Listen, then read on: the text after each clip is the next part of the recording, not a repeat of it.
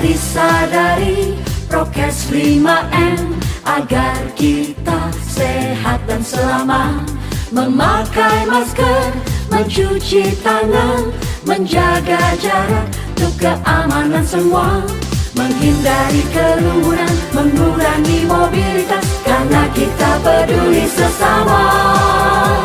Negeri sehat, bangsa kuat, sukacita dalam karya, kembali kita maju bersama. Silakan teman-teman yang sudah bergabung, selamat menyimak. Ada sebuah video yang ingin ditayangkan. This is carbon. It's worthless. And this is pressure. If you put pressure on carbon, it will turn to diamonds. In chemistry, pressure makes diamonds. That is a fact. And now there's a different kind of pressure on humans, medical and financial pressure. Because of COVID, people are losing money, companies going bankrupt, states killing democracy, and people losing their lives. And when you see all of this, you get discouraged, you lose hope, and you want to give up. No one knows what's gonna happen in the future. I don't, you don't. But I, for one, am optimistic because humans work the same way chemistry does. If you pressure humans, they create diamonds. And you can see that all around you. Because of COVID pressure, we started to value healthcare workers, and Canada is giving essential workers a pay raise. Finally, because of COVID pressure, education is getting cheaper, more affordable, and more accessible online. Because of COVID pressure, people are working from home with their loved ones. They spend more time here and not here. Because of COVID pressure, New Zealand eradicated the virus and is now looking to eradicate HIV next. And scientists are creating a vaccine in months, not years. This was considered impossible before. Because of COVID pressure, the environment is getting a rest. Carbon levels are decreasing worldwide, and we are realizing what our priorities are. If you look at the history books, every time there was pressure, humans created diamonds. When we had the Cold War pressure, scientists literally raced to create technology to put us on the moon. When we had the World War II pressure, production went through the roof and everyone came together to never repeat war. That is how the European Union was created. None of these improvements would happen if we didn't go through pressure. So, as we get ready to welcome life after COVID-19, I am optimistic we will come back stronger than ever. It will take years, it will be painful, but remember, a worthless carbon molecule turns into diamond only under pressure. So let us use COVID-19 to create more diamonds. Lockdown's over, I'm out of here, and I'll see you next week.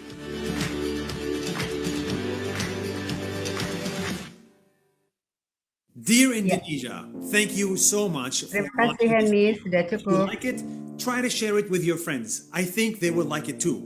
Also, please follow this page because it's very important that we reach everybody in Indonesia with this message. Thank you so much and see you tomorrow.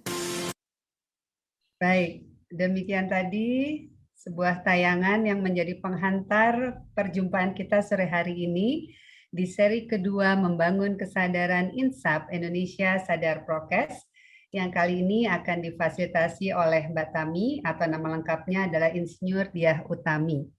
Dan sahabat sekalian, selamat sore yang baru saja bergabung bersama program INSAP Indonesia Sadar Prokes. Mudah-mudahan dalam waktu 1 jam ke depan kita semua bisa bersinergi untuk bisa membangun kesadaran agar kita bisa menghadapi kondisi pandemi kali ini dengan selamat. Dan mudah-mudahan tayangan yang baru saja berlalu dapat memberikan penghantar yang cukup baik bahwa di balik semua apa yang kita katakan sebagai sebuah keburukan, timbul pula nilai-nilai kebaikan. Ketika kita semua tertekan dengan kondisi ekonomi, tertekan dengan kondisi kesehatan, namun ternyata ada juga sisi baiknya ketika kita semua berada di rumah, bisa membangun kembali kehangatan keluarga, kemudian juga lingkungan yang menjadi lebih bersih daripada sebelumnya, dan masih banyak lagi sebenarnya kebaikan yang mungkin belum terlihat, belum kita sadari, namun sebenarnya itulah maksud Tuhan dari memberikan ujian di balik pandemi ini. Selamat sore Mbak Tami, sudah bergabung. Ya, selamat sore Mbak Dian. Ya, alhamdulillah kita semua sekarang hijau-hijau ya Mbak. Iya.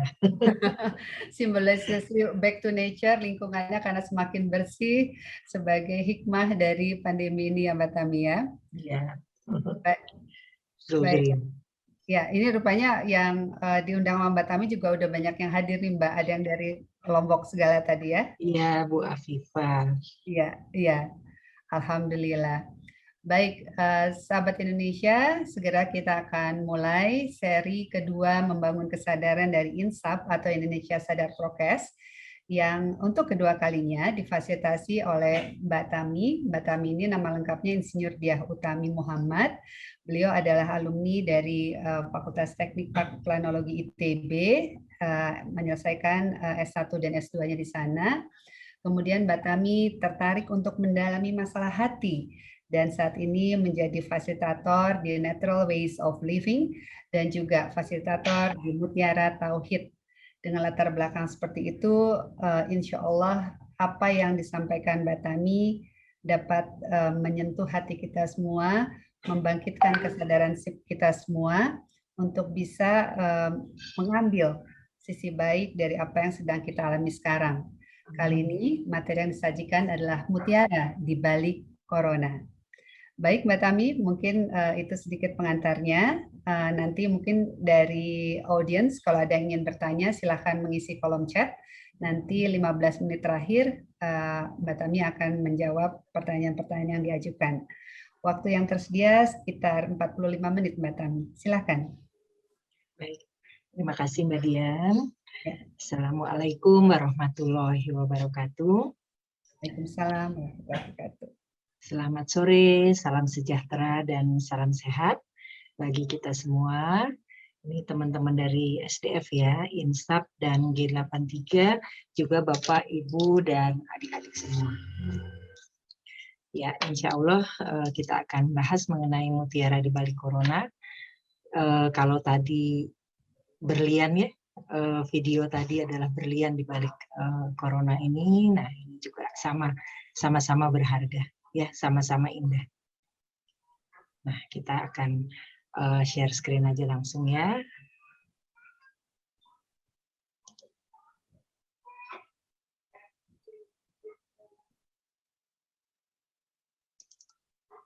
Ya, semua sudah bisa lihat jelas? Bisa Mbak. Nah, jadi kita akan mencoba melihat mutiara di balik corona ini. Bentar. Ya, nah, kenapa mutiara? Mutiara ini adalah bisa secara alami dibentuk ataupun melalui intervensi. Tapi sama-sama untuk menghasilkan suatu yang indah atau menghasilkan keindahan. Secara alami, ini terbentuk melalui proses yang lebih panjang dan jarang. Tetapi dengan intervensi, proses ini bisa dipercepat, dipermudah, dan tentunya bisa dibuat dengan lebih banyak. Ya, tidak langka lagi, tidak jarang lagi. Nah, ini sebenarnya hakikat dari apa yang sedang menimpa kita semua dengan pandemi ini. Ya, sesuatu yang merupakan intervensi dari Sang Pencipta, tetapi tujuannya adalah untuk menghasilkan suatu keindahan. Tapi memang ini harus dilihat tidak hanya secara harafiah, tetapi kita harus melihat di balik ini semua sesuatu yang tersiratnya, ya. Tidak hanya yang tersurat apa yang kita baca ataupun kita tonton di berita sehari-hari. Nah, ini kembali lagi karena awal di sini adalah gerakan insaf ini diawali dari adanya tayangan dari Menkes RI terkait COVID-19. Nanti semua bisa lihat di link yang saya sampaikan ini. Nah, ini ada beberapa keynotes yang mendasari sesi 1 maupun sesi 2 ya. Sesi 1 kemarin adalah tentang the speed of trust ya, pentingnya kepercayaan untuk menghasilkan suatu tujuan bersama. Jadi pandemi sudah terjadi puluhan kali dalam sejarah dunia dan strateginya tetap sama, mengurangi laju penularan. Kedua, pandemi adalah pesan Tuhan yang Maha Kuasa agar manusia mengubah perilaku, khususnya dalam higienitas dan sanitasi.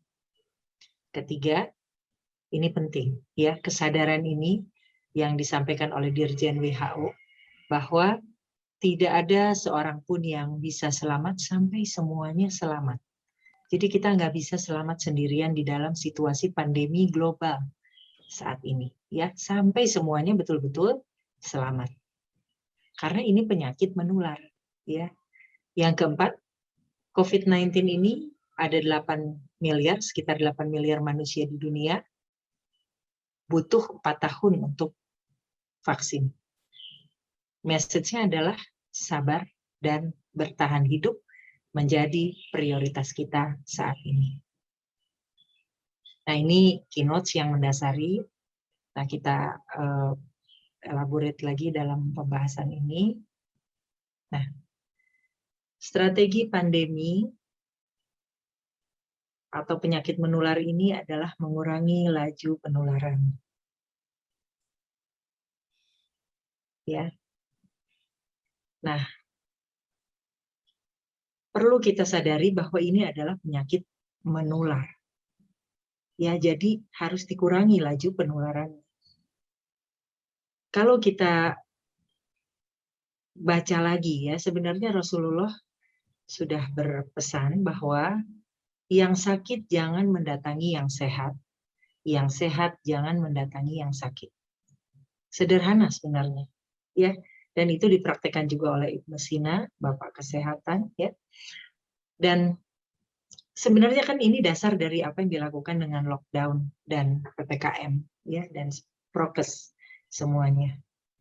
Jadi intinya, yang sakit jangan menularkan, yang sehat jaga-jaga jangan tertular. Prinsip dasarnya hanya sepertinya sederhana, ya, tetapi dalam prakteknya jadi berbeda, ya. Tetapi ini tidak berubah, ya. Jadi dari tahun ke tahun prinsipnya tetap sama. Yang sakit jangan mendatangi yang sehat jangan mendatangi yang sakit. Yang sakit jangan menularkan, yang sehat jangan tertular. Nah, ini aneh sebenarnya, ya, karena kita kan mayoritas Muslim. Kenapa nggak baca ini, gitu, ya? Di awal sekali masa pandemi saya ingat di kantor, ya, itu ada satu orang yang terkena, lalu yang lain padahal sudah disebutkan bahwa ini kena positif corona, tapi 3 orang menengok, memaksakan diri untuk menengok karena itu atasan. Yang terjadi akhirnya atasannya meninggal dan yang menengok 2 orang meninggal juga, ya. Padahal ini sudah jelas, yang sakit jangan mendatangi yang sehat jangan mendatangi yang sakit. Makanya kenapa di awal sesi pertama ada the speed of trust.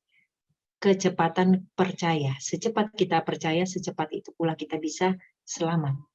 Tetapi kalau kita tidak percaya, meragu, ya jadi panjang ceritanya, ya.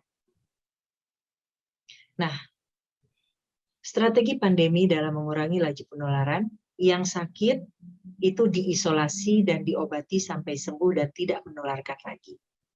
10 sampai 14 hari isoman dan berobat. Yang sehat ditingkatkan kekebalan tubuh dan jangan mendatangi yang sakit agar tidak terpapar dengan prokes dan vaksinasi. Sederhana ya sebenarnya kalau kita trust, ya kalau kita cepat trust, cepat percaya, ya jadi begitu ada yang sakit diisolasi dan diobati sampai sembuh dan tidak menularkan lagi. Nggak lama, 10-14 hari.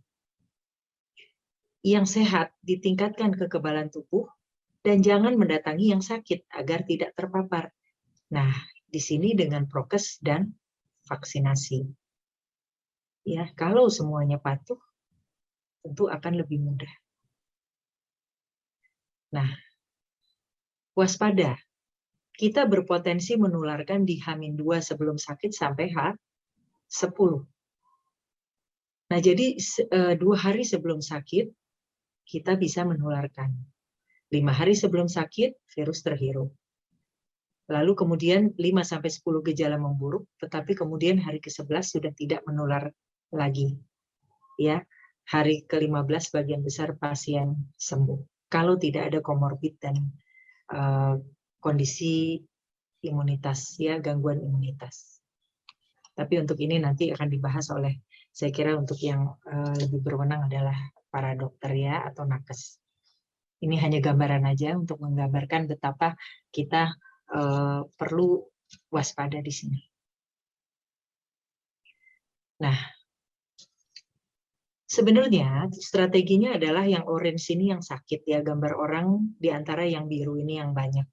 Kalau yang sakit diisolasi dan diobati, ya dari H-2 sampai dengan H14 supaya tidak menular, ya.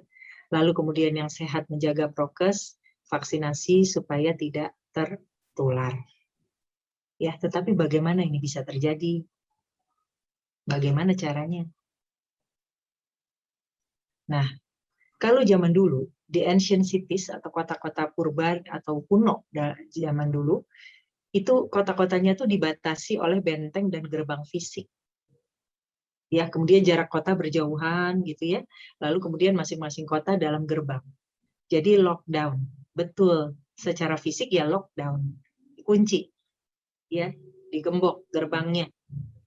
Tutup gerbangnya. Dari dalam nggak bisa keluar, dari luar nggak bisa masuk. Ya.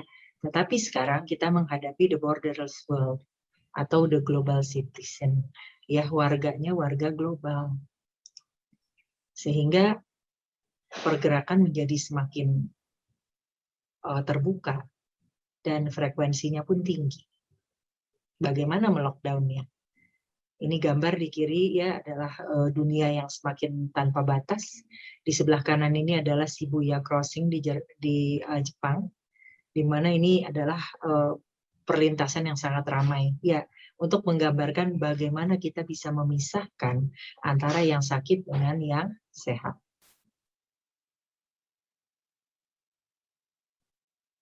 Nah, strategi pertama adalah dengan lockdown tadi.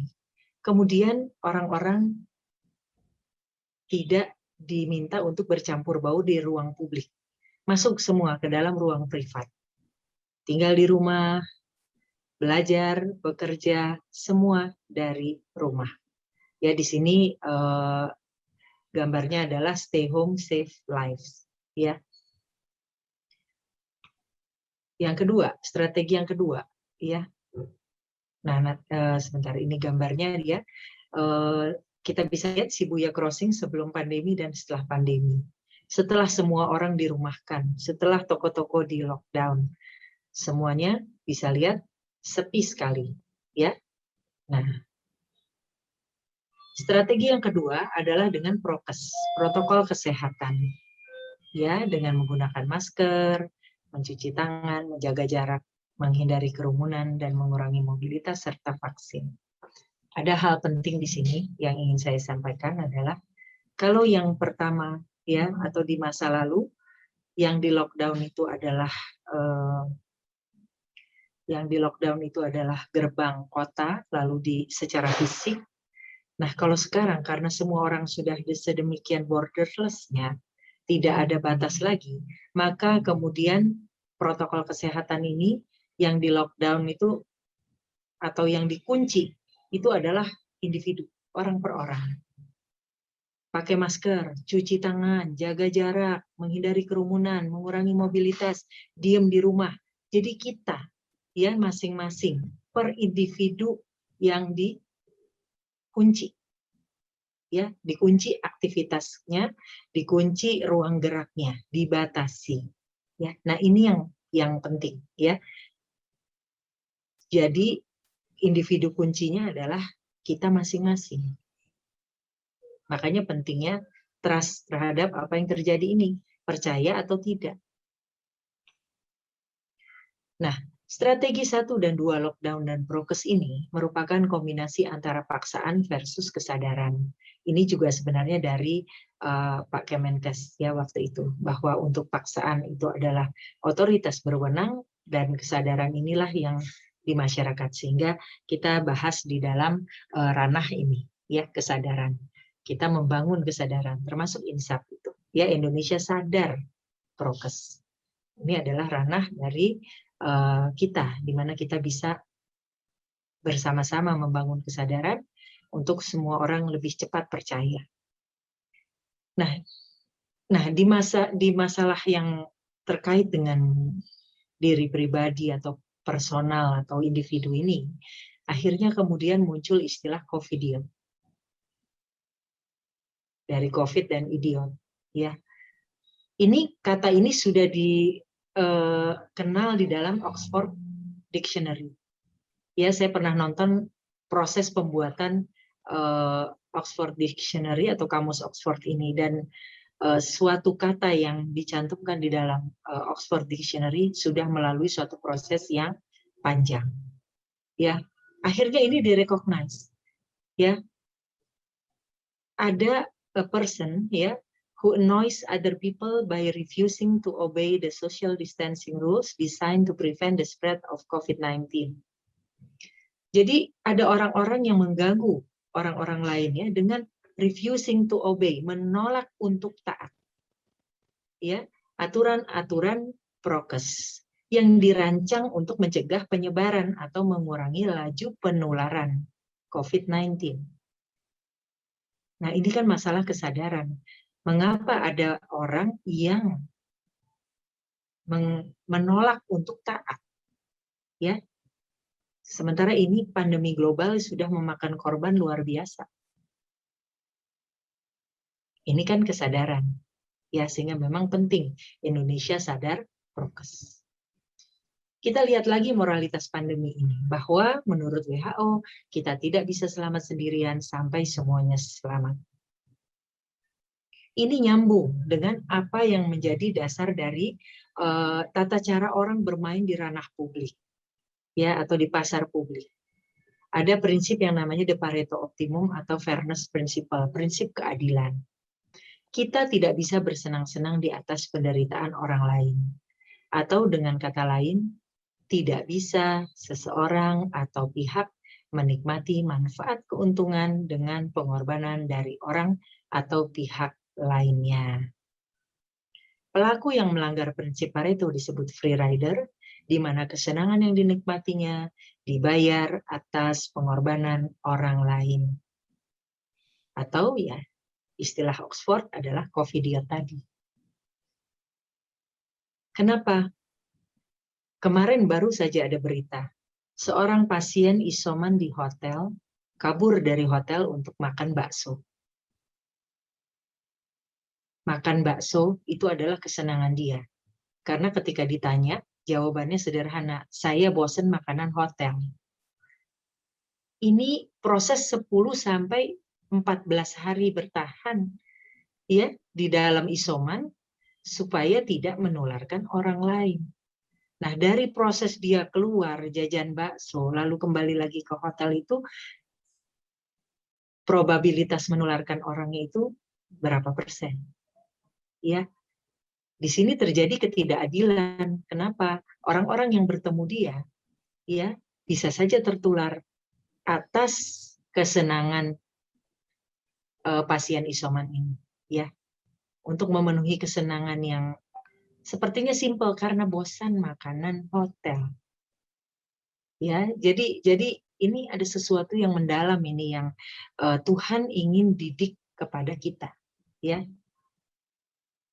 Mutiara di balik coronanya, ya. Ada sesuatu yang Tuhan ingin atur, ingin mendidik kita, mengajarkan kepada kita bahwa kita tidak boleh atau tidak bisa bersenang-senang di atas penderitaan orang lain, dan kita tidak bisa menikmati manfaat atau keuntungan dengan pengorbanan dari orang atau pihak lainnya. Kenapa saya ambil Pareto Optimum? Karena ini adalah teori kuno ya yang mendasari perilaku orang di dalam ruang publik. Jadi kalau kita berinteraksi dengan orang sesama ya, supaya atau habluminanas ya, supaya kita tidak saling menzolimi satu sama lain. Kalau kita di dalam ranah private itu suka-suka terserah ya. Begitu kita mulai punya impact terhadap orang lain, tentu kita tidak bisa suka-suka lagi. Ingat kata WHO, kita tidak bisa selamat sendirian sampai semuanya selamat. Nah, tadi definisi COVIDiot adalah refusing to obey, ya, menolak untuk taat, ya, yang terkait dengan pencegahan penularan atau penyebaran virus COVID-19. Nah, kita lihat yang sederhana aja, menolak taat masker. Simple dari awal, kita udah tahu dari awal masker. Ya, cara memakai masker yang benar sudah diajarkan. Yang kedua, sampai sekarang begini cara tepat dalam memakai masker double. Ya, itu pun detail. Tetapi sejauh mana trust kita terhadap apa yang disampaikan ini, itu yang menentukan sebenarnya. Kalau kita nggak percaya, mau setiap hari tayang juga kita nggak akan melakukan ini. Contoh, untuk kesenangan bersama kita mengorbankan kesehatan orang lain maupun diri kita sendiri, makan bersama, foto bersama, ya, foto kan kita sudah tahu siapa kita, siapa teman kita, ya, tapi harus dijelaskan supaya kita buka masker, jadi supaya kita lebih jelas. Makan bersama, kita tahu bahwa kalau kita makan bersama berarti kita copot masker dalam jarak yang cukup dekat dan cukup lama, ya. Sementara sekarang varian Delta menular dalam hitungan yang lebih singkat lagi. Ini contoh aja singkat ya. Nah, ini juga menolak taat, menjaga jarak, menghindari kerumunan. Ini kan kita sudah tahu ya. Tetapi kita lihat tsunami COVID-19 di India April 2021 di mana warga India gelar ritual di tengah pandemi. Hasilnya apa? Varian Delta menyebar. Kemudian di bulan Mei 2021 sholat Id di Bekasi. Ya, dan kita tahu terjadi lonjakan yang cukup besar setelah Idul Fitri, ya, dari peristiwa mudik, sholat bersama dan sebagainya. Ya. Kemudian kita lihat lagi bahwa kalau dari kamus definisi Oxford ada yang sengaja menolak taat, di lain pihak ada juga yang taat. Contohnya dalam menjaga jarak dan menghindari kerumunan, kita lihat gambar perubahan dari resepsi pernikahan, di mana ada jarak yang cukup besar, cukup jauh ya, antara orang yang datang untuk mengucapkan selamat dengan pengantin. Kemudian juga di sini foto yang di kanan adalah dalam mengunjungi objek wisata, kita lihat cukup tertib, menjaga jarak ya, dan membatasi pengunjung. Jadi ada yang taat dan ada yang menolak taat. Kemudian di sini ada PPKM, pengaturan pembatasan kegiatan masyarakat. Saya nggak akan bahas lebih ini, tetapi kita ambil kata kunci pembatasan kegiatan masyarakat. Nah, membatasi ini nggak gampang, ya, membatasi kegiatan masyarakat. Kenapa? Kita lihat, ya. Nah, sebelum kita melihat itu, kita ada pertanyaan dulu ya. Mengapa pelanggaran prokes masih terjadi? Yang pertama adalah rendahnya tingkat kepercayaan dan kepahaman di masyarakat akan hakikat pandemi. the speed of trust. Ya, semakin cepat percaya, semakin perbaikan itu dapat diraih. Yang kedua, belum bisa melihat, membaca, mengikro hikmah atau mutiara atau berlian tadi ya, di balik pandemi ini. Ya, jadi yang pertama, rendahnya tingkat kepercayaan dan kepahaman akan hakikat ya. Yang kedua, belum bisa mengikro, melihat, membaca hikmah atau mutiara di balik pandemi ini. Nah, ini terjadi mengapa ya? Nah, karena ada inner dualism in every of us. Jadi ada dua hal yang bertentangan dan ini sifatnya sangat inner di dalam kita, jauh di dalam setiap kita. Ya, ada serigala hitam dan ada serigala putih. Nah, ini sadari dulu. Ya. Sehingga setiap saat kita selalu dihadapi pada dua pilihan. Kalau perumpamaan lain ada serigala dan ada kelinci, ya, macam-macam. Tapi intinya ada serigala hitam dan ada serigala putih. Yang satu mengajak kita pada ketaatan, yang satu menolak taat. Itu semuanya ada di dalam kita, masing-masing kita. Disadari dulu, sehingga kita nggak heran mengapa masih ada yang menolak taat dengan sengaja, ya, dan ada yang sungguh-sungguh taat.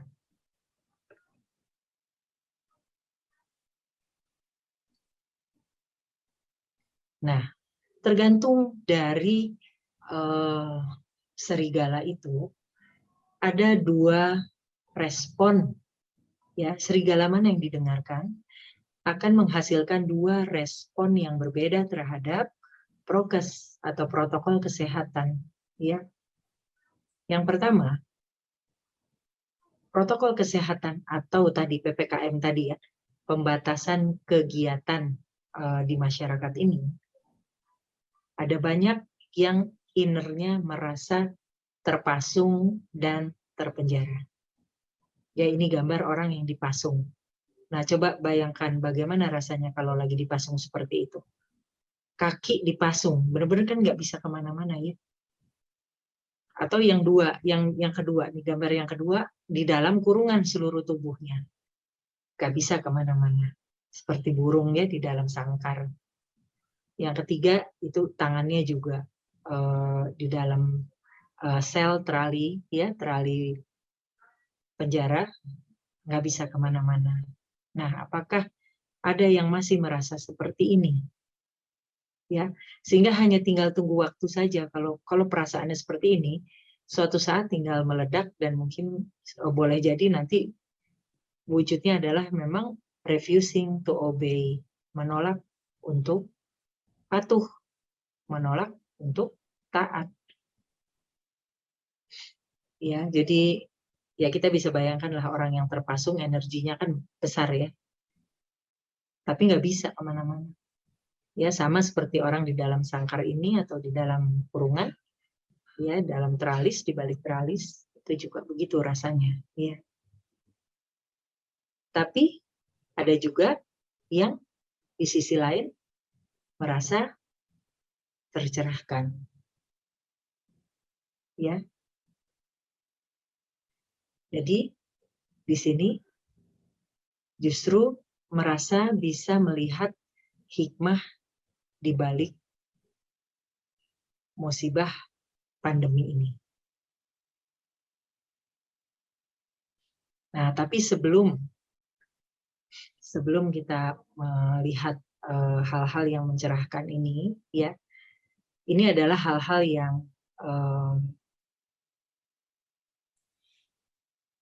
bermanfaat bagi kita dengan adanya protokol-protokol kesehatan yang sekarang kita hadapi, ya.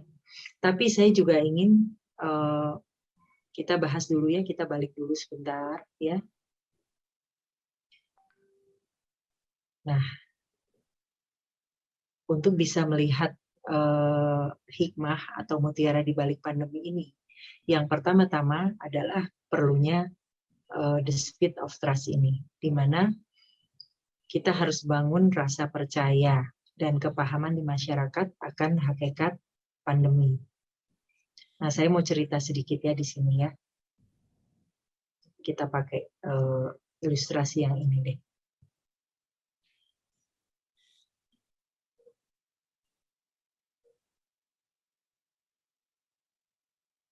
Nah, ya, ilustrasi ada gambar deretan orang-orang ya. Yang satu berwarna orange, sisanya berwarna biru. Yang orange ini adalah orang yang terinfeksi ya penyakit menular ini, namanya juga penyakit menular. Di mana yang sakit harus diisolasi dan diobati supaya tidak menulari. Yang sehat prokes dan vaksinasi supaya tidak tertular. Ya. Nah, kalau kita menolak untuk taat, ya ada biaya of ignorance, ya the cost of ignorance, biaya dari ketidakpedulian kita itu. Ya, sepertinya sederhana, tetapi ini bisa panjang dan efeknya bukan hanya kalau amal tuh ada amal jariyah gitu ya, mengalir terus. Nah ini dosa bisa jadi dosa jariyah, mengalir terus. Dan kerugiannya terus bergulir ya, jadi gulungan bola salju. Saya ambil cerita yang sederhana aja, ya, yang dialami oleh saya sendiri. Jadi bisa dihitung gitu ya. Jadi setahun, kita udah setahun lebih ya dari prokes ini, karena di rumah saya ada 2 supir dan 1 ajudan yang biasa, karena ada work from home, otomatis kemudian jadi ada proses gabungan sih WFH dengan WFO, tetapi tetap ada proses yang keluar masuk orang yang tidak serumah, walaupun sudah dijaga dengan baik. Nah, kita betul-betul menerapkan prokes dengan ketat, ya. Alhamdulillah selamat setiap kali ada tes dengan antigen maupun PCR negatif, ya karena rutin dilakukan seperti itu. Nah, kemarin belum lama inilah, sekitar 2 minggu, sebulan yang lalu ya, supir mulai merasa demam. Ya, nah setelah dicek masih negatif, tapi lalu kemudian kita suruh dia untuk tidak ini lagi. Nah, tetapi selama dia tidak masuk dulu, tetapi kan dia bergaul nih dengan yang lain, ada potensi untuk menularkan. Setelah dicek, dites lagi, akhirnya sampai berapa kali PCR, akhirnya yang 2 terpapar, ya 2 yang lainnya terpapar juga. Jadi semuanya isoman. Alhamdulillah kita yang di rumah tidak apa-apa, ART pun aman, ya. Tapi itu setelah melalui 2 kali PCR. Nah, setelah dicek, dirunut ya ke belakang, apa sih yang sebenarnya terjadi? Kenapa ini bisa terpaparnya di mana nih yang pertama ini? Akhirnya baru ngaku. Dia kedatangan pamannya dari kampung, menginap 1 malam. Pamannya ini demam. Lalu kemudian supir itu besoknya langsung demam. Ya. Nah, the cost of ignorance atau biaya dari ketidakpedulian ini, ketidaksadaran ini kalau dihitung-hitung ya, tes PCR dengan bukan hanya orang yang di rumah ini ya, tetapi orang yang di kantor yang merupakan lingkaran pertamanya dari orang-orang ini semua, tuh kita PCR itu habis, baru PCR-nya ya, habis 15 juta. Ya. Nah, kalau sampai terpapar, biaya isoman, obat-obatan dan lain sebagainya, ya, walaupun ditanggung oleh pemerintah, tetapi kan tentu ada biaya-biaya ekstra yang harus dikeluarkan. Itu berapa? Ya, ini contoh yang sederhana aja. Belum kalau sampai menularkan yang lainnya. Belum kalau sampai kemudian meninggal. Lalu kemudian yang meninggal itu adalah kepala keluarga. Ada anak-anak yang masih panjang usianya harus sekolah, ya, dan lain sebagainya. Belum kalau kemudian sakit tapi lalu kemudian tidak pulih sempurna, ya. Ini kemarin juga ada yang bilang, ya, kemudian bilang bahwa di orang kantor juga dia habis 1,5 M karena dia punya komorbid, ya. Karena setelah dinyatakan sembuh dia masih harus bergantung pada oksigen 1,5 M. Nah, jadi the cost of ignorance ini nggak main-main, ya. Ini skala yang rumah tangga, ya, belum kalau skala negara dengan bantuan-bantuan dan sebagainya, ya. Nah, jadi ini nggak sederhana, ya, sebelum kita melihat hal-hal yang kemudian bisa membuat kita tercerahkan. Kita lihat, ya, di lain pihak kalau kita memilih untuk taat dan bukan menolak untuk patuh, kita bisa reunite with home and family, ya. Family time is the best time, ya. Masa bersama keluarga adalah masa paling bahagia. Jadi kita dikembalikan ke sini. Ini bukan kehendak kita, tapi ini adalah kehendak Tuhan yang Maha Pencipta, yang Maha Kuasa, membalikan semua orang ke rumahnya, ya, di saat ini. Kemudian saya ambil ilustrasi dari Kaleng Kongguan, ya. Kalau Kongguan ini kan bapaknya nggak ada, biasanya kerja di kantor, ya. Ini bapaknya pulang di gambar yang kanan, ya, WFH, ya, jadi berkumpul. Nah, ya, ini kita nggak usah berpanjang lebar di sini, tapi kira-kira kan kita bisa tahu bahwa ini ada kehendak yang Maha Kuasa, Maha mengatur segala sesuatunya, di mana semua orang dipulangkan ke rumahnya masing-masing, anak-anak pun dikumpulkan ke rumahnya masing-masing untuk belajar dan bekerja dari rumah. Nah, kemudian ini gambar ilustrasi bahwa Home Sweet Home mencoba berbagai macam menu mungkin, ya, bermain musik, ya, menonton televisi bareng, nonton film bareng, ya, dari segala usia. Kita bisa lihat dari kakeknya, anaknya, ya. Kemudian ini ada anak-anak ABG, ya. Ya, segala usia sekarang karena semuanya ada di rumah, ya. Kemudian kita lihat lagi. Nah, ada adaptasi kebiasaan dan kebiasaan baru, termasuk peluang bisnis baru. Ini gambar yang kiri kita lihat bapaknya masak, ibunya bercocok tanam atau berkebun. Ya, termasuk mulai hidroponik ataupun tanaman-tanaman yang bisa dimakan, sayur mayur ditanam sendiri, ya. Ini pasti ada maksud, ya, dari Tuhan untuk kita semua. Kemudian alih profesi, ya, ini kepak sayap, ya, sebenarnya ini tuh pilot, ada 2 orang pilot yang kemudian bikin yang satu kepak sayap, yang kemudian yang satu lagi kapten corner, mereka buka usaha kuliner. Ini prosesnya panjang, ini kebetulan saya nonton videonya juga, ya, tayangan YouTube-nya.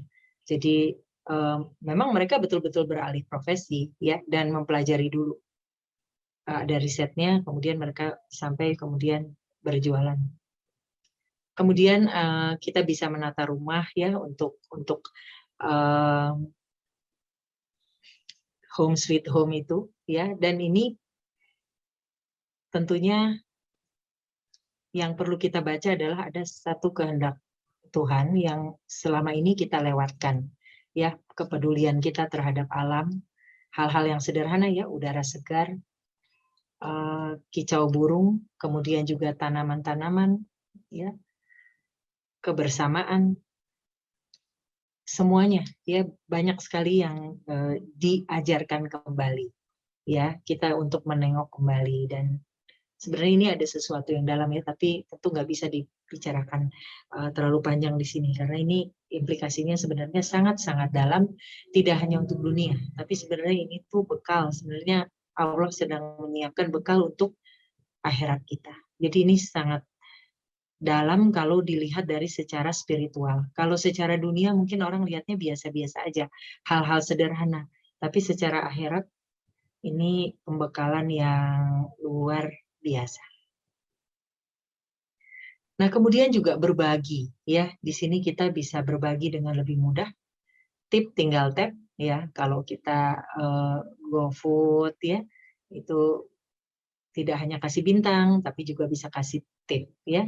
Kemudian ada banyak free webinar seperti yang saat ini juga kan kita menyelenggarakan free webinar untuk kebaikan bersama, ya. Kemudian juga ada banyak hal-hal lain di mana kita bisa memberikan apresiasi kepada petugas medis, ya, menghargai apa yang mereka lakukan karena mereka ini luar biasa. Ini butuh cerita tersendiri. Saya kira itu nanti agendanya Mbak Dian ya dengan para dokter dan nakes untuk membahas khusus mengenai ini. Karena ini memang betul-betul orang yang berjuang mati-matian, ya. Sementara kita yang harus mati-matian menahan diri untuk di rumah aja banyak yang menolak untuk taat, ya. Nah, kita lanjut, kita sadari bahwa lifespan atau rentang kehidupan itu sebenarnya panjang. Memang betul hidup itu singkat, tapi kalau dijalani rentang kehidupan itu panjang. Ada bayi ya, sampai anak balita, anak usia sekolah, sekolah menengah pertama, menengah atas, lalu kemudian kuliah, dewasa muda, usia produktif, masuk kepada lansia, ya.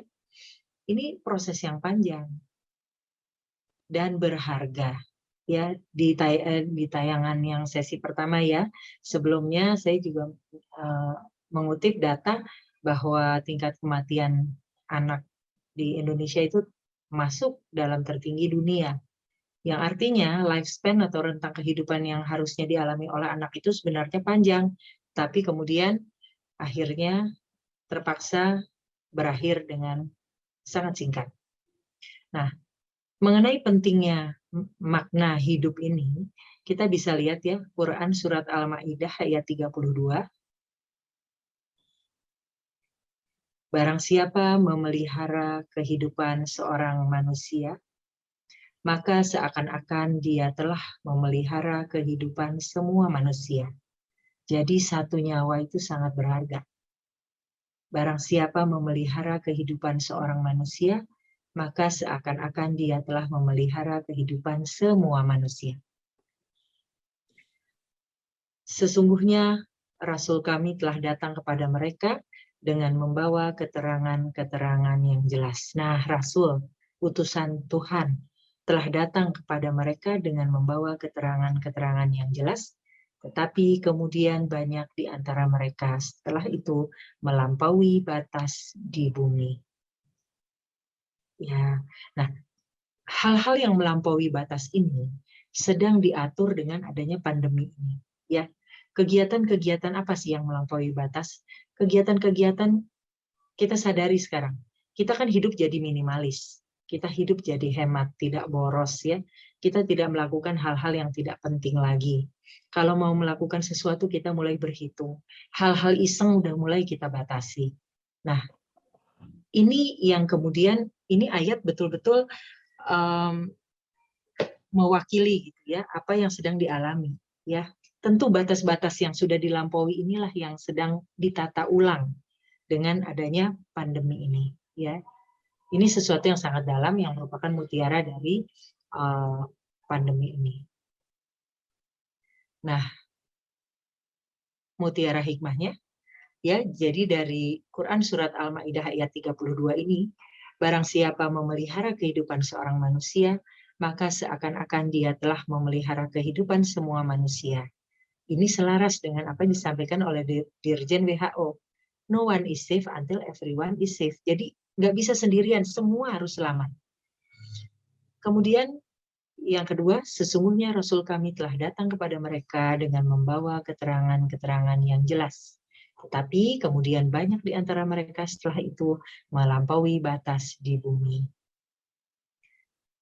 Lockdown, PPKM, prokes, itu kan semua pesan Rasul. Ya, kalau ada yang sakit harus bagaimana. sakitnya menular harus bagaimana, ya. Kemudian kita harus menjunjung hak hidup orang lain. Kita nggak bisa menjadi covidiot atau free rider, karena kita harus menjunjung hak hidup orang lain. Ketidakpercayaan kita menimbulkan kos yang sangat besar terhadap kehidupan kita sendiri maupun orang lain. Kita juga harus bersikap adil, tidak merugikan atau menzolimi sesama. Kita juga tahu kebersihan sebagian dari iman, menjaga kesehatan dan keselamatan, hemat tidak boros, prioritas hidup mengutamakan yang wajib, dan sebagainya. Saat ini yang wajib bagi kita adalah sabar dan bertahan hidup. Ya, bahkan ibadah-ibadah berjamaah pun kemudian sekarang dapat dilakukan di rumah masing-masing. Ya. Jadi ini, dan kalau kita terkena COVID lalu kemudian kita sembuh, tapi tidak ada perubahan di dalam inner kita, hanya sekedar fisik kita sembuh, itu pun satu kerugian yang sangat besar. Ya, kita tidak menemukan mutiaranya, itu pun sesuatu yang sangat besar. Tidak menjadi bekal bagi akhirat kita nanti. Nah, karena sesungguhnya rasul kami itu utusan Tuhan kan, dari bumi ini kan sudah miliaran tahun. Kemudian rasul-rasul pun banyak yang sudah turun sebelum Muhammad Shallallahu Alaihi Wasallam. Ya, tetapi kemudian banyak di antara mereka setelah itu melampaui batas di bumi. Nah, jadi saya ambilkan ini ya, ini saya dapat dari guru saya, ya guru SD saya. Nah, jadi ternyata di kitab Alkitab ya, itu pun sudah ada jaga jarak jika ada gejala, menutupi mulut dan hindari kontak. Itu kitab Imamat.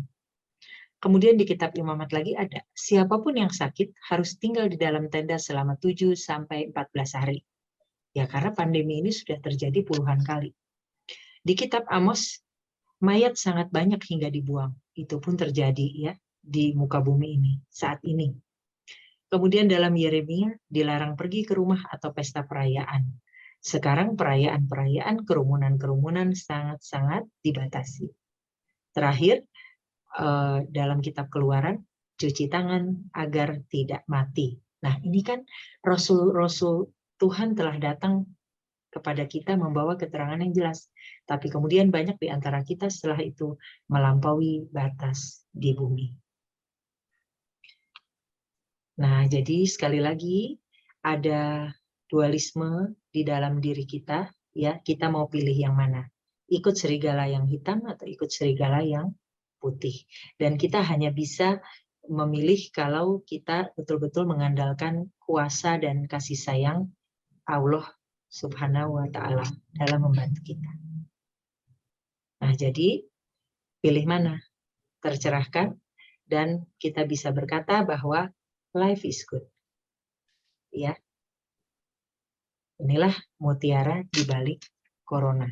Ya, tentu nggak bisa panjang lebar karena waktunya terbatas. Jadi saya kira sampai di sini dulu. Billahi taufiq wal hidayah. Wassalamualaikum warahmatullahi wabarakatuh. Saya kembalikan ke Mbak Dian. Ya, terima kasih Mbak Tami. Alhamdulillah sore hari ini mendapatkan sesuatu yang mencerahkan. Dan mungkin sebelum kita berikan kesempatan kepada yang lain, yang mungkin nanti akan dibacakan oleh Mas Heri, Mbak, saya ingin menggarisbawahi bahwa tadi dalam diri kita ada serigala hitam dan serigala putih. Atau mungkin dengan kata lain, nafsu baik dan nafsu buruk, atau sisi baik atau sisi buruk.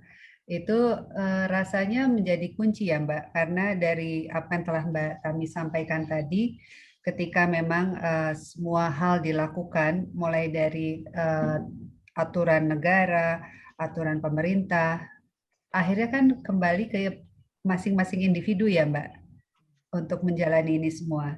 Nah, jadi kalau memang kita sadari bahwa kita punya the bright side dan the dark side, itu menurut Mbak Tami bagaimana ya agar justru yang selalu terpelihara itu bright side-nya, sisi baiknya, dan tadi dark side-nya bisa ditekan atau bahkan tidak muncul, sehingga kita akan otomatis yang keluar itu sikap taatnya, bukan menolak untuk taat.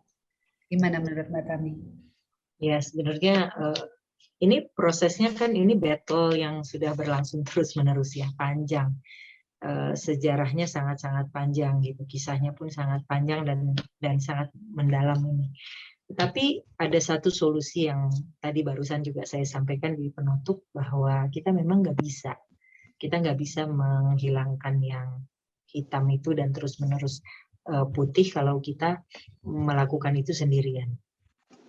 Mau kita pakai latihan apapun, ya mau kita pakai jurus apapun, kita nggak bisa melakukannya sendirian. Kita melakukannya harus dibantu oleh Tuhan.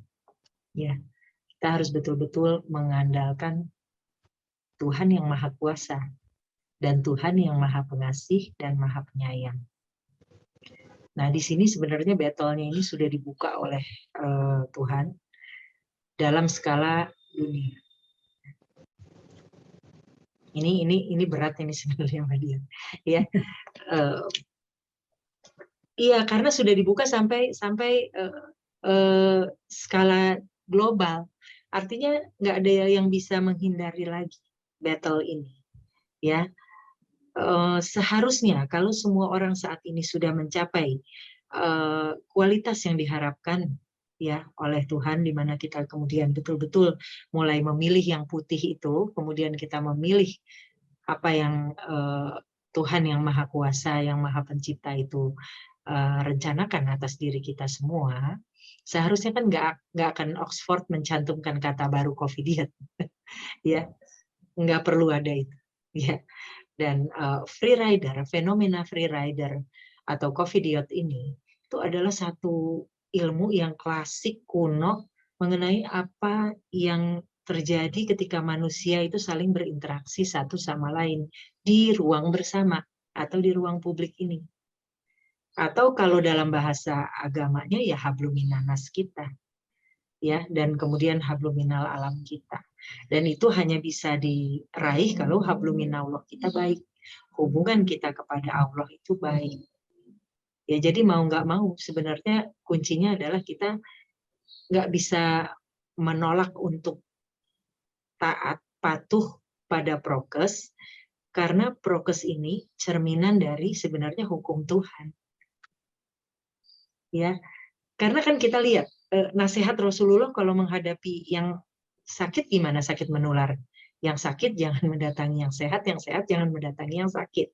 Kan itu sebenarnya lockdown, PPKM ya, prokes itu begitu. Lalu kemudian kita tadi lihat ya, dari Alkitab pun, karena Rasul-Rasul itu turun dalam berbagai agama, Alkitab pun sudah menjabarkan dengan begitu gamblang, cuci tangan kalau tidak mati. Ya kan, kalau tidak cuci tangan kita bisa mati gitu. Bahasanya itu kan sangat, kalau Alkitab tuh berbahasanya banyak yang lugas gitu, ya. Jadi nggak ada pilihan sebenarnya saat ini. Tetapi kalau ternyata masih juga dijumpai ketidaktaatan, itu karena kita kurang bersedia dibantu oleh Tuhan, ya, dibantu oleh Allah. Kuncinya itu aja, Mbak Dian.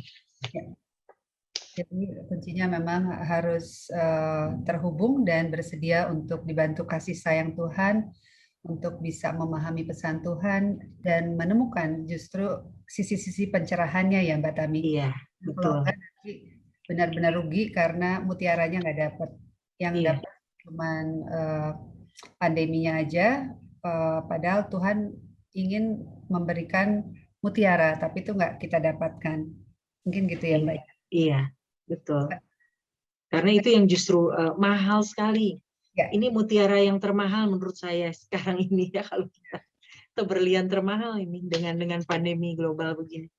Iya, nanti yang dapat cuma ruginya aja ya, Mbak Tami. Iya. Kita kasih contoh secara finansialnya, skala kecilnya seperti apa gitu kan. Iya. Jadi kita rugi, yang dapat ruginya. Iya. Caranya nggak dapat ya Mbak ya. Oke, Mas Heri mungkin ada beberapa penanya yang ingin disampaikan lewat kolom chat. Di kolom chat tidak ada, mungkin teman-teman bisa langsung saja gitu. Oh gitu. Waktunya berapa lama ya? Masih punya berapa lama kita? Kita 16.54 sekarang. Oh gitu, nggak banyak sebenarnya ya. Oke, mungkin silakan kalau ada yang mau langsung bertanya. Nanti Mas Heri bantu ya kalau ada yang raise hand atau gimana. Ya, Adakah? Karena kalau enggak nanti mungkin bisa diisi lagi oleh yang lain. Izin, boleh ikut Silakan. bertanya? Dengan Bu siapa? Citra, Lampung. Silakan Bu Citra. Makasih. Assalamualaikum warahmatullahi wabarakatuh. Waalaikumsalam. Terima kasih sudah diundang. Menarik Mbak Diah tadi menyampaikan hal-hal dengan sangat ini ya lengkap ya. Bagaimana memandangnya dari berbagai aspek. Menurut saya ini luar biasa. Kita perlu gerakan ini lebih banyak lagi orang yang terlibat ya. Karena ternyata masyarakat kita itu masih banyak yang abai gitu. Nggak usah jauh-jauh, kadang-kadang di lingkungan kita saja juga masih abai. Kami juga pernah di Lampung mencoba melalui ICMI itu membuat namanya Gema Taat. Jadi gerakan masyarakat peduli dengan prokes dan sebagainya. Tapi itu juga tidak mudah menggerakkan banyak orang ya komunitas karena kita belum bersinergi gitu. Kalau gerakan ini kita lebih banyak lagi melakukannya dengan komunitas-komunitas lain gitu, mungkin ini akan sangat lebih bermanfaat gitu. Karena saya yakin yang hadir di sini udah prokes semua, pasti udah peduli, makanya hadir mungkin ya. Mungkin itu aja. Terima kasih. Assalamualaikum warahmatullahi wabarakatuh. Salam. Waalaikumsalam. Mbak Tami mau menyampaikan sesuatu. Iya, betul. Dan pendekatan itu bisa dua ya. Yang pertama adalah bombardir informasi. Ya, jadi kita betul-betul harus bombardir informasi. Masa kalah sama iklan ya. Harusnya kalau lagi pandemi begini ada slot khusus yang memang dirancang betul-betul. Kalau perlu pakai ahli-ahli pembuat iklan yang memang handal, teruji di bidangnya, sehingga betul-betul iklan layanan masyarakat yang harus bisa diakses di prime time. Ya. Karena kalau terus-menerus dibombardir nanti kan kita kebawa kepada serigala putih tadi. Ya, kalau serigala hitam terus yang kita dengar, baik melalui jalur-jalur informal ya WA ya yang kita mudah akses atau medsos lainnya, saya kira nanti yang diperkuat ya yang hitam itu tadi. Sementara kalau kita butuh untuk yang putih ya kita juga harus melakukan itu. Itu satu sisi secara ikhtiar dunianya. Betul-betul harus dibombardir di prime time dengan pembuat iklan yang profesional. Yang kedua, tentunya kita harus perbanyak dengan melalui jalur doa. Mau nggak mau, karena kita harus minta pertolongan dari Allah ya. Untuk semua agama menurut saya. Jadi kita harus bersatu padu, jangan bilang ini agama itu. Ini udah pandemi global, kita harus hadapi bersama. COVID kena untuk semuanya, ya. Tidak bisa ada satupun yang selamat sampai semuanya selamat. Jadi kita doa, tapi kita bersungguh-sungguh karena jalan keluar itu diberikan hanya bagi orang-orang yang percaya atau beriman, kan gitu janjinya. Jadi kita juga harus nggak boleh malu-malu lagi sekarang. Kita harus tunduk berserah diri untuk meminta pertolongan dari Tuhan yang Maha Kuasa. Jadi saya kira itu ya. Dua hal itu. Ya.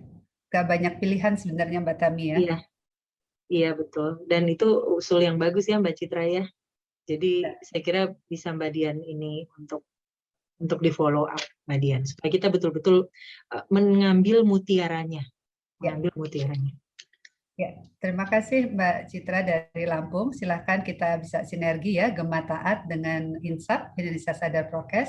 Kita bisa bersinergi untuk memang mengikhtiarkan yang terbaik dan tadi selalu konsisten membangun kesadaran untuk bisa menangkap pesan Tuhan dan bisa menemukan mutiaranya. Baik, mungkin selain Mbak Citra ada lagi Mas Heri? Mungkin ada lagi teman-teman? Izin boleh? Ya, silakan. Dokter Eka. Dokter Eka dari Jakarta, silakan. Iya, alhamdulillah. Bu Tami saya dapat istilah baru nih, the cost of ignorance. Dan memang itu yang terjadi sekarang. Memang kalau kita semua aware dari awal, otomatis nggak akan sampai seperti ini. Dan ini pun masih panjang.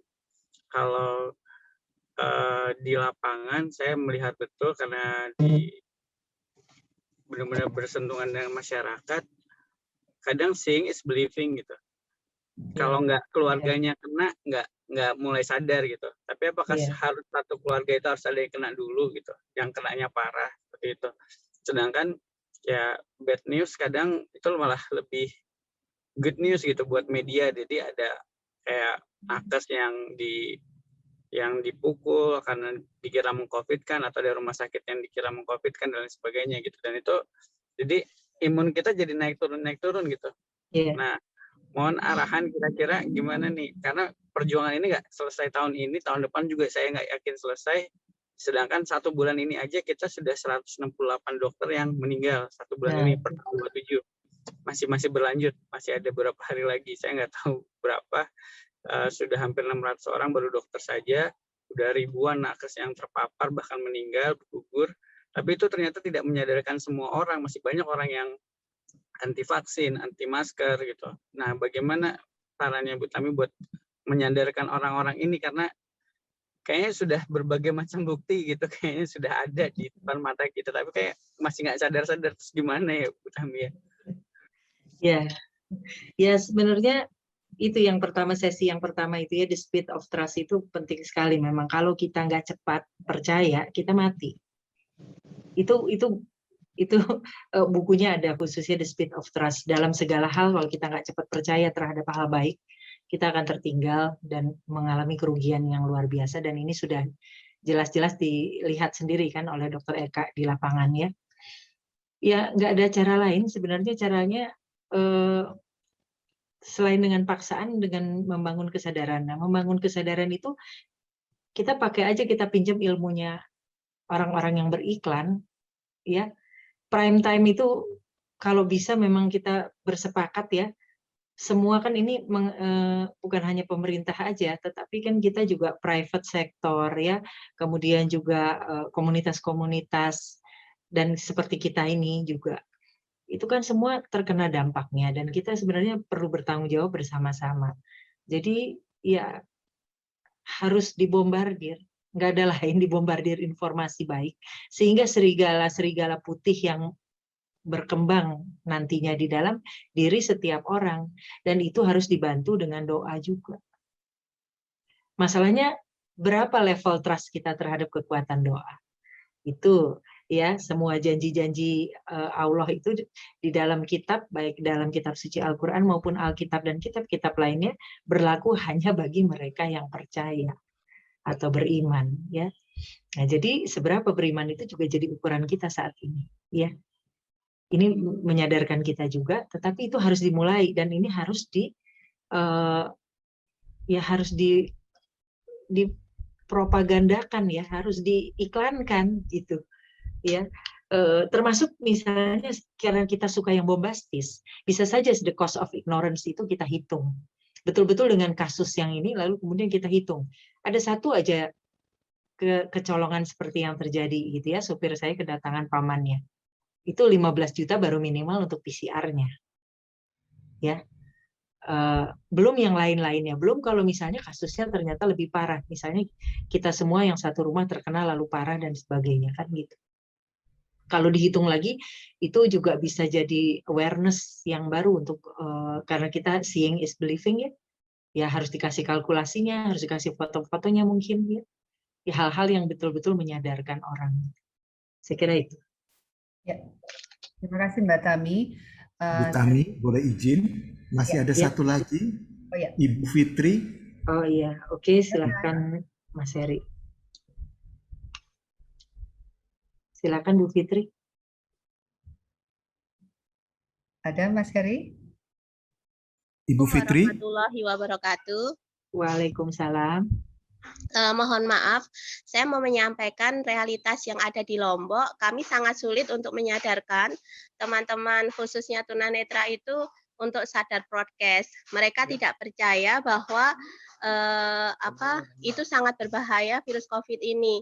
Yang kedua, ketika mereka diminta untuk tetap stay at home, mereka selalu menyampaikan bagaimana dengan penghidupan kami kalau kami tidak keluar rumah seperti itu. Sedangkan dari pemerintah tidak ada bantuan seperti itu. Nah, inilah yang menjadi kami dilematis gitu. Bahkan kami sudah memberikan beberapa pekerjaan lain gitu, misalnya menanam, tapi mereka tidak sabar karena menurut mereka itu saya cari uang sekarang untuk makan hari ini saya dan keluarga saya, dan mereka tidak mau vaksin. Bagaimana tips untuk menyadarkan mereka supaya mereka juga bisa mentaati ini seperti itu. Terima kasih. Assalamualaikum warahmatullahi wabarakatuh. Ya, waalaikumsalam. Gini, ini agak lucu ya sebenarnya di kita tuh ya, mayoritas Muslim. Tetapi nasihat Rasulullah yang sudah sangat jelas gitu dan simple gitu ya, tentang prokes itu ya, di mana yang sehat jangan mendatangi yang sakit jangan mendatangi yang sehat tuh belum dipahami gitu, dan memang ternyata juga jarang disosialisasikan itu ya. Sehingga kalau itu sudah, tapi memang kita gini, kita itu masih mentalnya tuh mental free rider ya, belum memikirkan efek dari tindakan kita untuk meraih misalnya kesenangan, kenikmatan ya, keuntungan, manfaat, tetapi itu harus dibayar dengan pengorbanan dari pihak lain. Itu belum ada. Ya, bukan belum ada, tapi masih kecil gitu ya yang menyadari hal itu. Jadi kita masih melakukan segala sesuatu sebagai free rider. Artinya apa? Hanya sebatas pada memenuhi kebutuhan kita sendiri. Kita nggak lihat dampak terhadap orang lain. Ya, termasuk makanya kenapa ini bisa jadi alasan untuk menolak prokes, ya, alasan ekonomi. Saya nggak akan bahas panjang lebar karena itu sudah ada strategi-strateginya ya. Tapi saya cuma mau begini, karena ini kan dari awal saya mengatakan bahwa mutiaranya itu adalah dunia akhirat, ya, dunia dan juga spiritual. Nah, sebenarnya ya, kalau saja kan ini bagi orang yang percaya, ya, kalau orang itu taat prokes ya, dan dihilangkan kekhawatirannya terhadap ekonomi, ya, makan karena rezeki itu sebenarnya sudah dipelihara. Bukan berarti melakukan sesuatu yang fatal dan nekat ya, bukan. Tapi coba yakin dan percaya.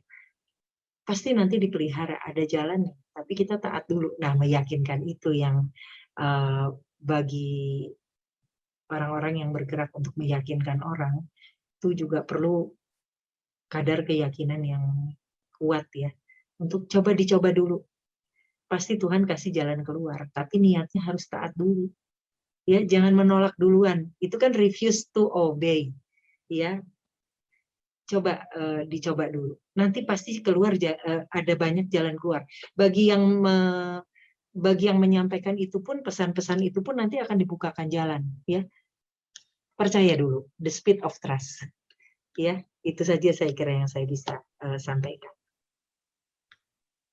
Mungkin saya bisa beri masukan. Iya, silahkan. Iya, silahkan.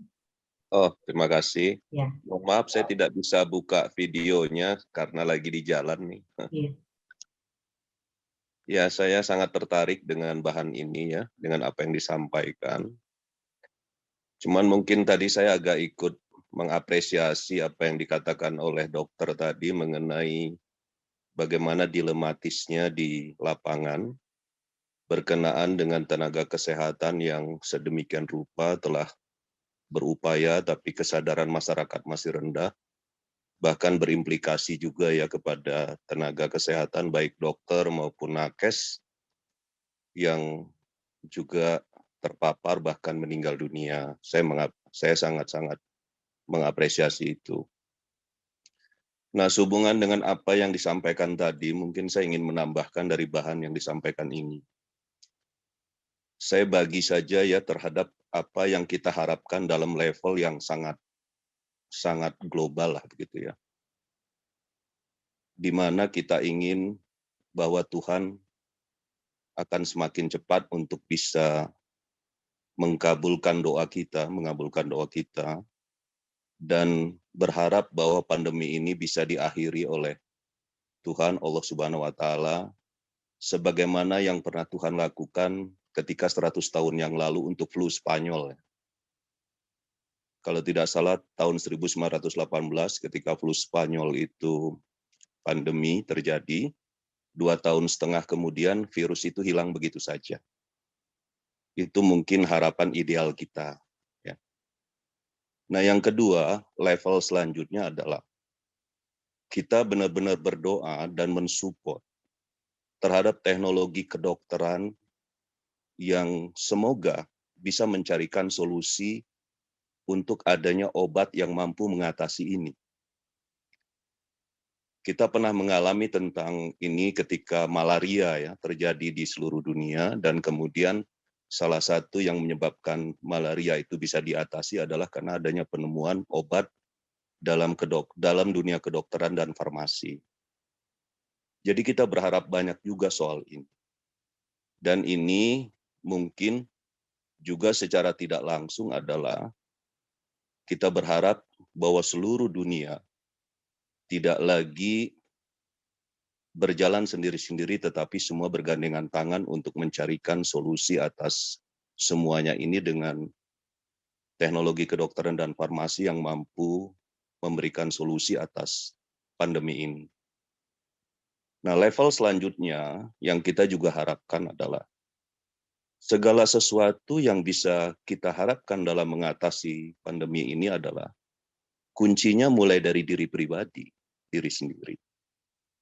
Dan kemudian pada keluarga atau orang-orang terdekat kita.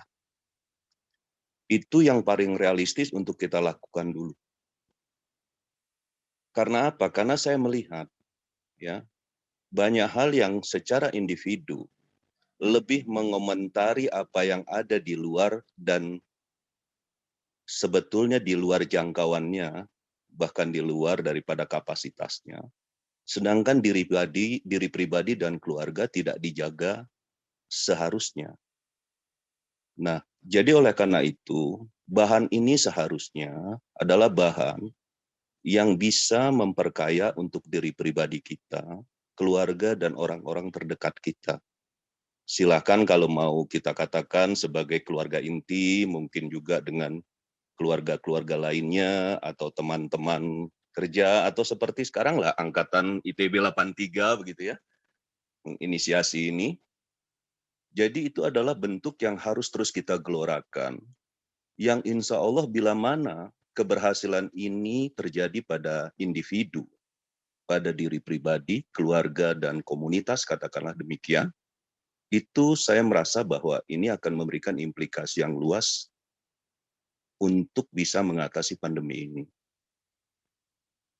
Nah, atas dasar itu juga maka yang utama bagi kita adalah juga mensupport, mendukung apa yang dilakukan oleh pemerintah.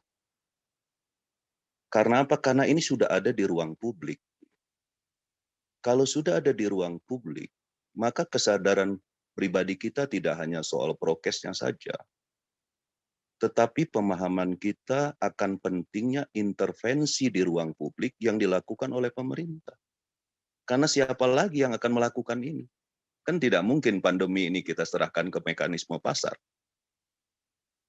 Jadi oleh karena itu, kita berharap pemerintah ya mampu mengintervensi ini sebagai halnya mutiara tadi kan. Mutiara itu akan mengkilap ya dengan intervensi yang dilakukan oleh pemerintah.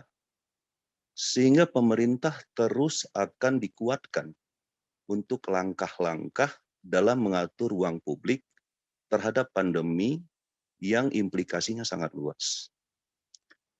Sepanjang ini tidak dilakukan, maka sepanjang itu pula menurut hemat saya kita akan mengalami kemunduran-kemunduran dalam langkah-langkah untuk mengatasi pandemi. Jadi oleh karena itu, gerakan insaf atau Gema tadi yang di Lampung dan sebagainya, harusnya bagian yang tidak terpisahkan, ya sebagai agent lah gitu ya, dalam menggelorakan apa yang pemerintah lakukan untuk pengaturan di ruang publik terhadap hal ini. Karena semua pastinya melalui pilihan yang tidak mudah, tetapi pilihan harus diambil. Sekarang kan begitu. Pilihannya kesehatan atau ekonomi kan begitu misalkan. Jadi pilihan kesehatan menurut hemat saya, pilihan yang harusnya realistis untuk di masa pandemi ini.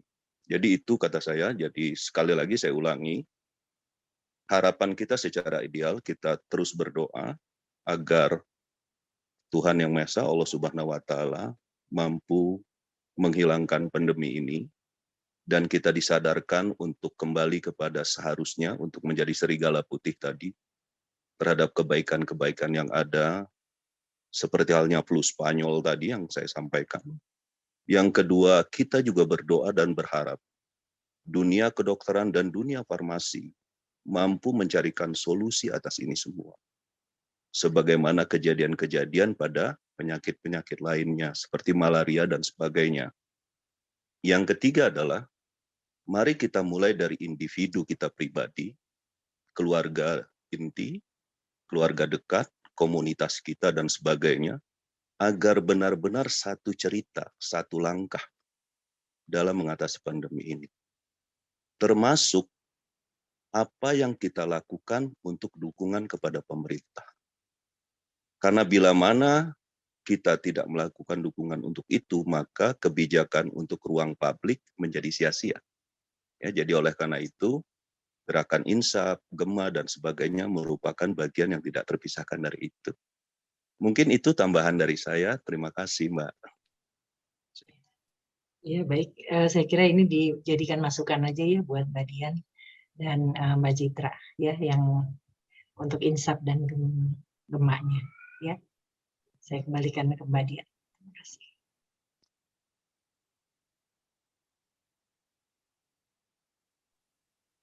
Bu Dian masih di mute.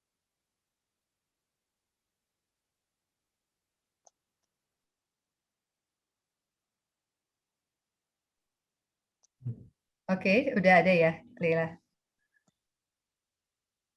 Leila sudah terdengar? Ya, sudah. Sudah. Ya. Baik, sahabat Indonesia, dimanapun berada, tanpa terasa waktunya sudah habis, kita sudah berada di penghujung acara. Terima kasih kepada Mbak Tami yang sudah memberikan pencerahan kepada kita semua, dan materinya itu benar-benar nyambung ya Mbak, dari seri 1 maupun kedua, Speed of Trust, kemudian yang kedua ini juga tentang mutiara di balik corona. Mudah-mudahan memang bisa menjadi insight bagi kita semua untuk terus berikhtiar. Bagi para relawan Gema, Insap, dan yang lainnya, insya Allah apapun yang diikhtiarkan tidak akan sia-sia, walaupun memang tidak mudah. Dan tadi seperti kata Mbak Tami, yang penting kita luruskan dulu niatnya, niat untuk taat, kemudian menyempurnakan ikhtiarnya dengan berbagai cara.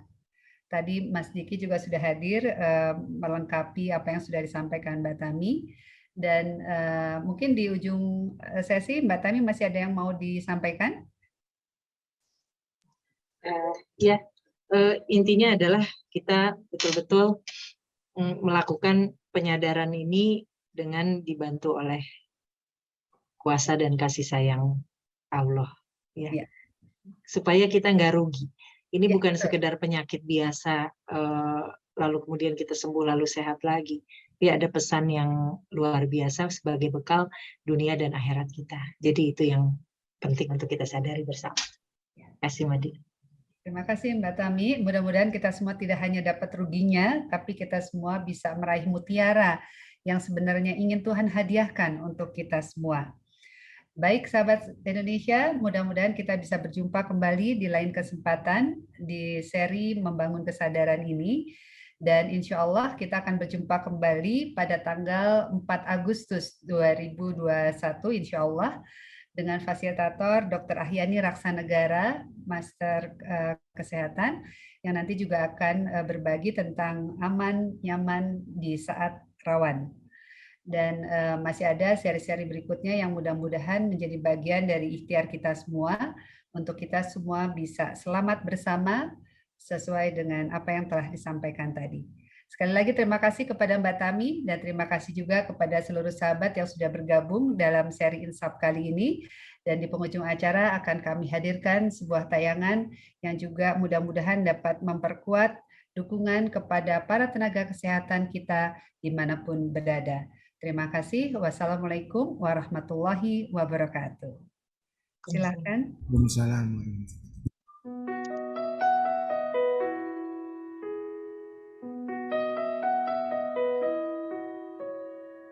Saat semua menghilang, kau tetap setia menjaga.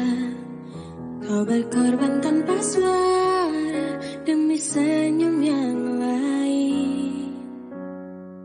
Saat semua tertidur, kau terjaga sepanjang waktu. Lupakan lelah ragamu demi raga yang lain. Dunia telah tersenyum melihat kau bertaruh nyawa. Tak pedulikan yang kau punya demi raga yang lain. Engkau pahlawan dunia, Tuhan yang kan membalas semua. Jerih lelah yang tak ternilai demi raga yang lain.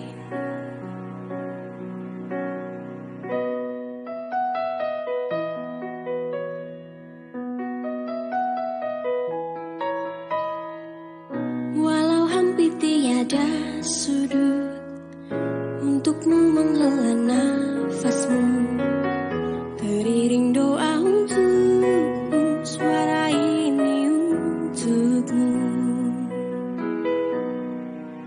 Dunia telah tersenyum melihat kau bertaruh nyawa.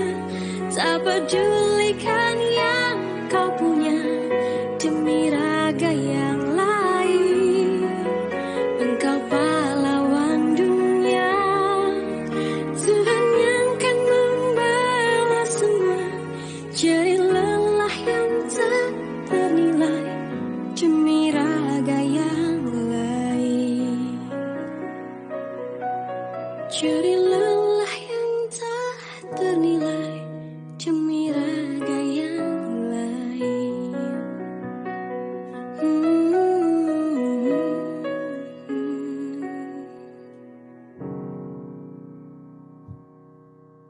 Demi raga yang lain, sahabat Insaf, khusus dipersembahkan kepada para tenaga kesehatan dimanapun berada. Dukungan dan doa kami menyertai perjuangan Anda semua dan kita semua untuk kita semua bisa sadar prokes. Baik sahabat sekalian, terima kasih. Mohon maaf atas segala kekurangan dan terima kasih untuk seluruh relawan Insaf yang telah mendukung acara ini. Sampai jumpa di lain kesempatan, insya Allah di tanggal 4 Agustus 2021. Sampai jumpa. Terima kasih. Terima kasih. Assalamualaikum. Terima kasih. Terima kasih.